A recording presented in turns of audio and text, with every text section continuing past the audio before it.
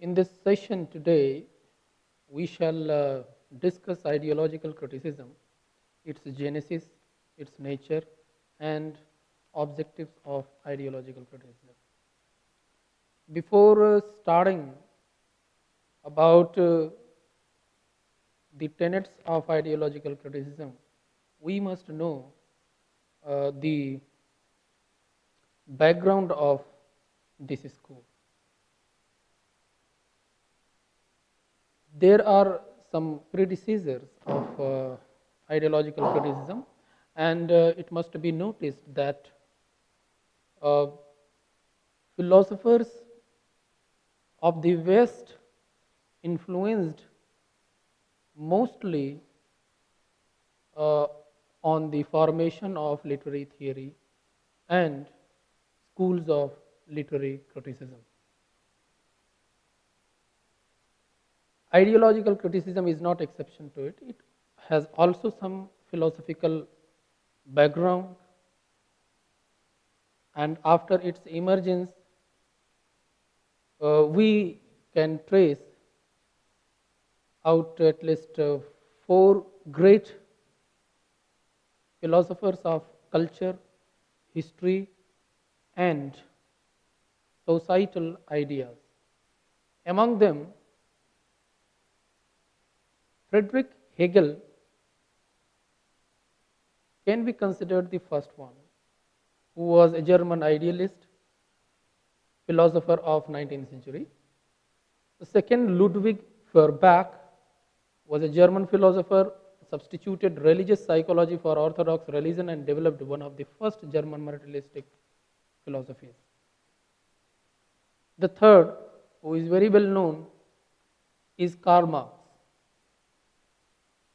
He was also a German political philosopher and revolutionary, the most important of all socialist thinkers and the creator of a system of thought called Marxism. With political economist Friedrich Engel, he confounded scientific socialism, later came to know as communism. For this, Marx is considered one of the most influential thinkers of all time. It was he basically who cited some notions or some problems in the philosophies of Feuerbach and Hegel.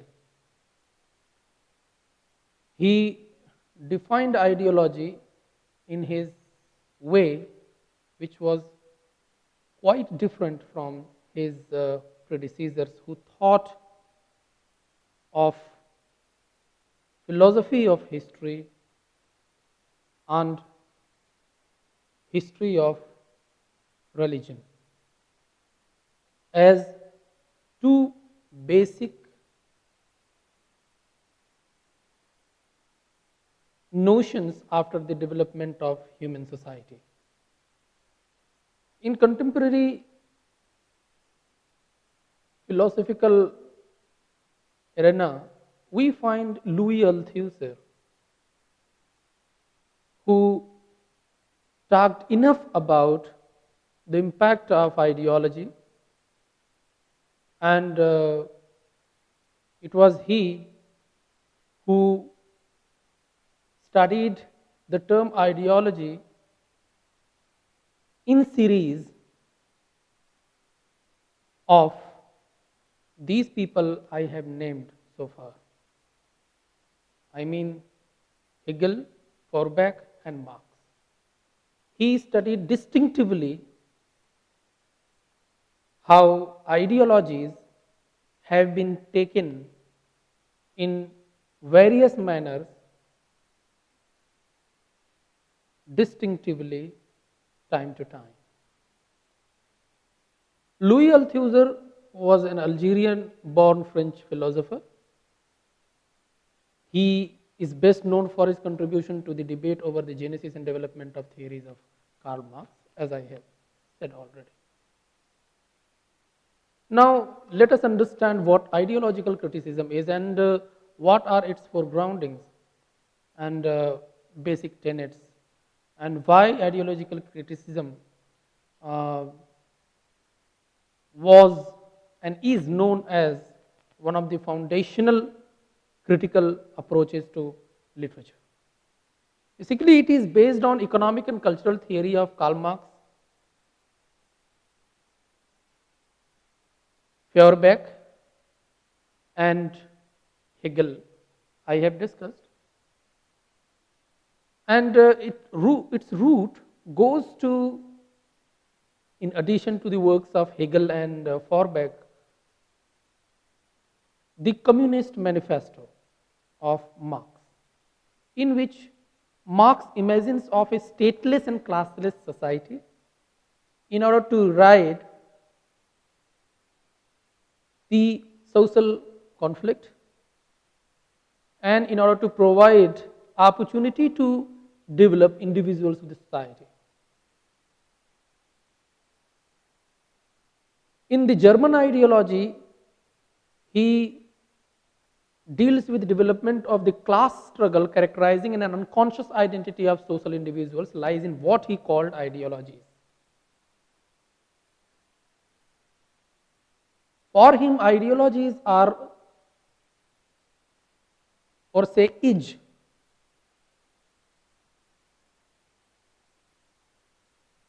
the productive force of class conflict and social conflict. When he used ideologies, he meant to say all social and political institutions which lead and represent the elite class or capitalist class people.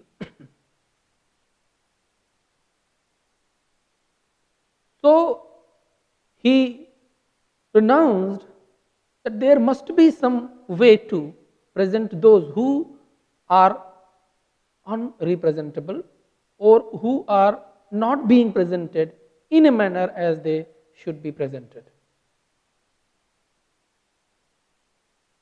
The ideological critic also looks at this aspect when he takes any work of art to read.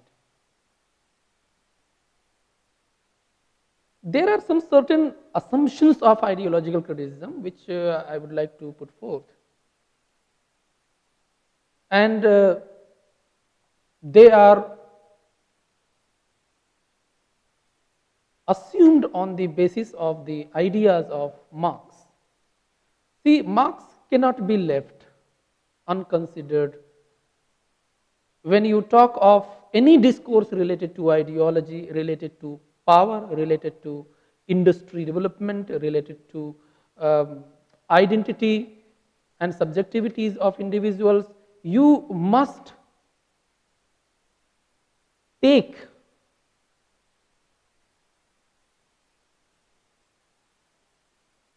instances from the works of Marx. So, from the ideas which Marx has given in the name of ideologies, we can formulate some assumptions on which the school of ideological criticism may be based upon. The production of ideas, of conceptions of consciousness, Marx says, is at first directly interwoven with two things. First, the material activity and the material intercourse of men, the language of real life. Conceiving not only this, but also mental activities are the representation of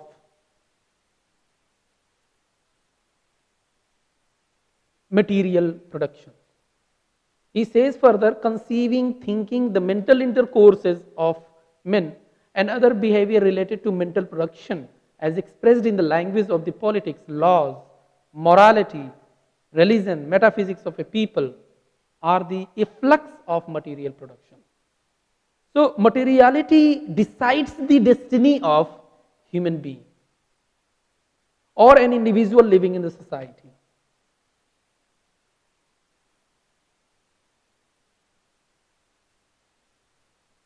He defines ideologies in connection to the institutions, say dominant institutions of the society. And when a critic tries to find out this dominant ideology expressed in any way, be it character, be it situation, be it through poetic or prosaic or dramatic manner, if a critic looks at these things from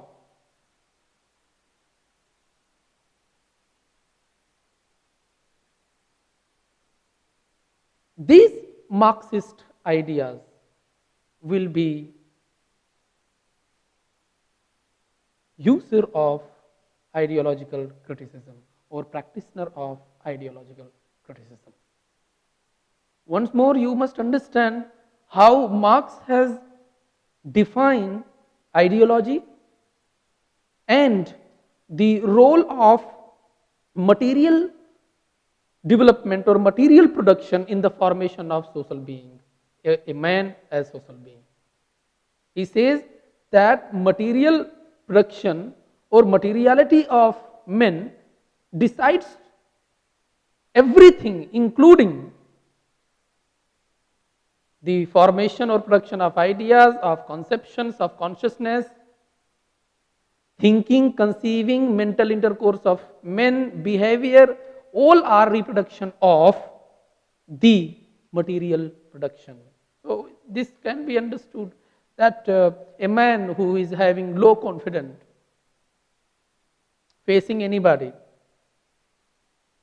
the reason of low confidence is that he does not have material productivity or he doesn't have material. Once you keep material with yourself, once you become the king of materiality or materials, your confidence level naturally grows up.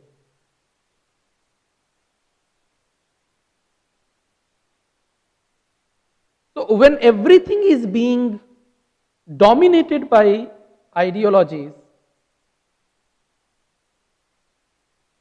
until or unless a man or an individual achieve those or any of those ideologies, will not be successful anywhere. If this and when a man or an individual fails to achieve that position, as he is in the pursuit of reaching or achieving, there he finds himself, or he starts feeling inferior, which leads some kind of conflict, may develop social conflict. And we may trace many characters who are suffering from such conflicts, such mental or such social or religious conflicts. They are sketched in that manner. Mother Teresa is of Brecht is a fine example, and characters of Kanthapura, fine examples, and the hairy ape is one of the good examples where the society has been shown by Eugene O'Neill, the American dramatist, in two different and oppositional binaries of social realities.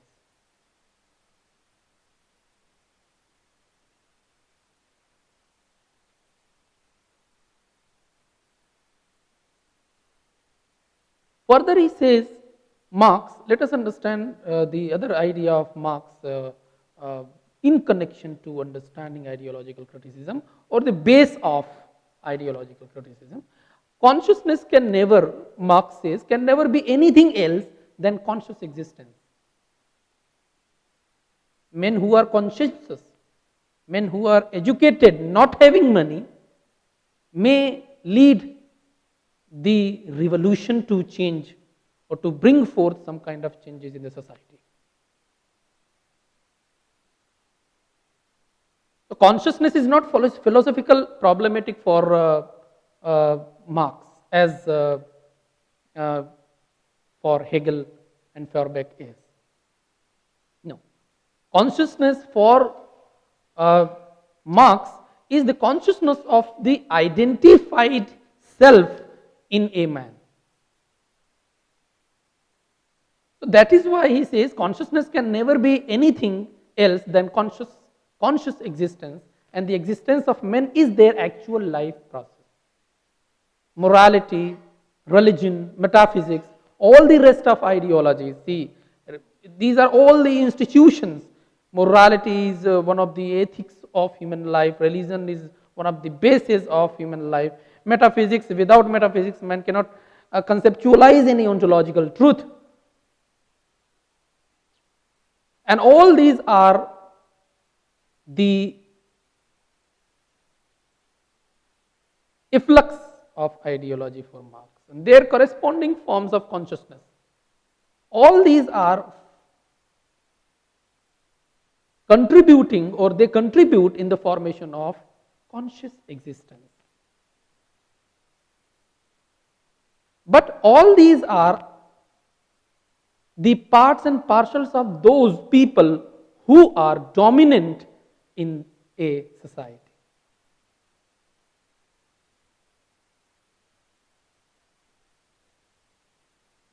Let us read again what Marx says. Morality, religion, metaphysics, all the rest of ideology, their corresponding forms of consciousness, have no history, no development but men. Developing their material production and their material intercourse alter, along with their real existence, their thinking and the products of their thinking. Life is not determined by consciousness, but consciousness by life. In philosophy or metaphysics, in the history of metaphysics, so if one will try to get the reason of or how a man develops to the world of metaphysics, the answer is it is consciousness. So one must enter into himself to find and to make aware his consciousness, to enter in the world of metaphysics. Marx doesn't agree. He says it is not consciousness which decides or determines life. It is life, because life is made up of materiality. Where there is no material production, where there is no material achievement, there is no life at all.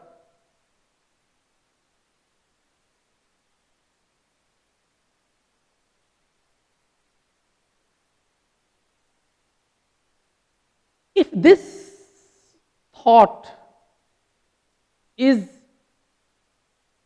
embedded in characters, situations, plots, words, silences, then that literature, of course, talks about ideologies, and then those works need ideological perspectives to understand themselves. The third idea which Marx gave is about analysis of history. He says the analysis of history as history of ideology marked with economic growth of men and material production. So read social realities in literature based on material production, causing social conflict.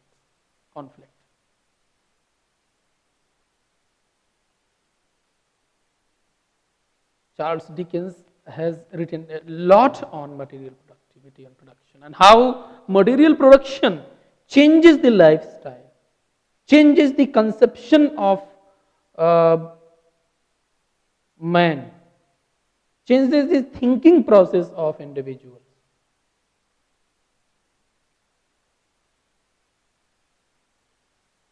I told you that Brecht's plays, O'Neill's The Hairy Ape, Mahasweta Devi's Rudali, are finest examples of literatures to be read from ideological perspectives because they are keeping these embedded realities of which we have talked so far in regard to Marx's ideas of ideology. Now, there are some certain schools which later developed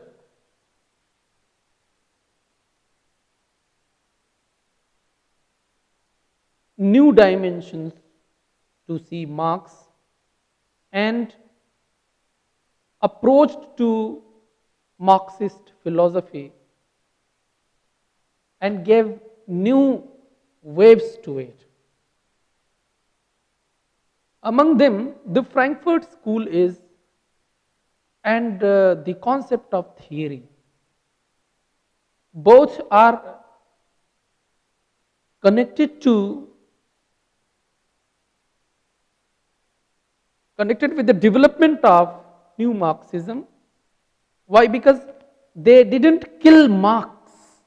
The specter of Marx may be traced out in them, but they defined or extrapolated Marx from various perspectives. Among them, there were many I would name, like German Adorno, Hungarian Lukács, Friedrich Jameson, Franklin Teresias, and many more try to apply Marxist philosophy. In brief, we have talked about it on reading literature. They connected the philosophy of dialectic materialism, ideologies, structure and superstructure, base and superstructure in connection with the characters and situations given in prominent literature of the world. For example, German Adorno read Thomas Mann stressing causes of class division and its consequences. He, with Horkheimer, strengthened Frankfurt School of Philosophers and contributed to critical theory, which looked after the mass culture in contrast with the high European culture. The second example is Hungarian about Lukács. Hungarian Lukács read Scott.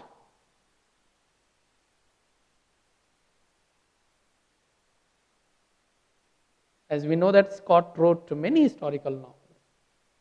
Lukács read Scott applying Marxist historicism, understanding the relation between history and realism. He thinks that history doesn't die. History is not about past. History can never be about those who have not been ever lived. Those who are dead are also having history for the present. So history is not only about the past, it tells the present and future as well.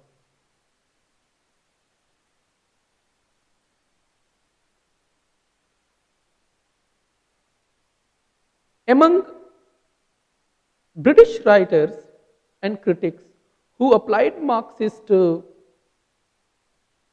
philosophy on literature are Raymond Williams and Terry Eagleton. Everyone knows how Raymond Williams, being a Marxist literary critic or cultural critic, related literature with Marxism. His well-known book, Marxism and Literature, talks about the power of ideology which changes the scenario of writing literature. His Culture and Society is a remarkable example also in this regard. In the US, Franklin Tricia and Frederick Jameson have represented the specters of Marx, and they read and studied implications of Marxist philosophy in contemporary literary theory, with special references to literatures written by Henry James, Gissing, and all those realists of the world who talked about the real situation of the society. Franklin Tricia's After the New Criticism, for example, and Jameson, who studied culture as commodity with reference to the Henry James's idea of points of view and the realism of Gissing. Walter Benjamin is the next one who also applied Marxism on literature. He also read literature from ideological point of view or perspective. He criticized thinkers who believed history was in the past. He and Lecoq's ideas are somewhere meet if we read them comparatively. He criticized thinkers who believed history was in the past, which is to say finished and complete, or who believed that history was a narrative of progress culminating in the present day. For Benjamin, history is fragmented, disruptive, and continually being filtered through the present in the contemporary world.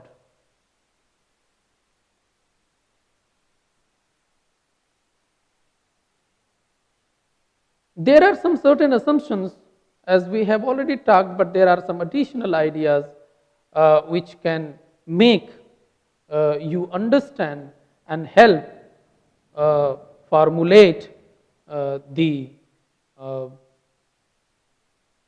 traits of ideological criticism. What ideology is? The dictionary says something, and we must know what dictionary says about any word.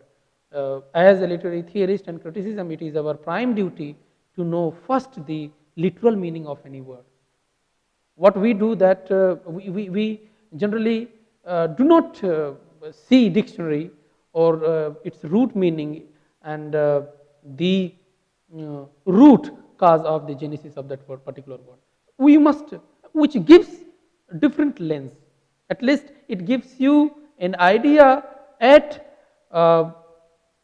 basic level, and I think if you understand a word literally, you can understand the concept related to that word at least up to 80%. Ideology is a set of beliefs, of characteristics of a social group, an individual living or lived. And an ideological critic is that who thinks that text is an artifact of enormous layer of ideology. Ideology embeds the text or a work of art. There are some certain objectives of ideological criticism. It examines how different religion, ethnicities, class identifications, political beliefs affect life world in the text. It also tends you to observe dominant superstructures, that is, ideology is embedded in the text in relation to culture.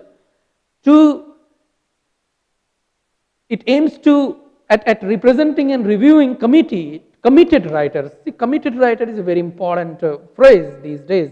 You must understand is about committed writers are those who try their level best to represent the poor condition of the society, the actual condition of the society, which mirrors the poor, the marginalized people, or suppressed, repressed, depressed people.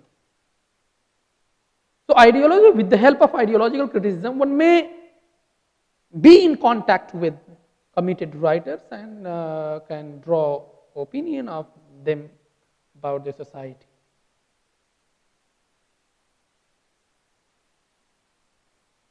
It also asks you to trace out autonomy in literature. There are some canonized words and styles of speaking or styles of writing literature. And when a common reader tries to touch those articles or written material, he thinks those concepts beyond his reach. Somewhere it implicates the author's intention, the eliteness of author's intention, the ideological dominacy of writer's intention.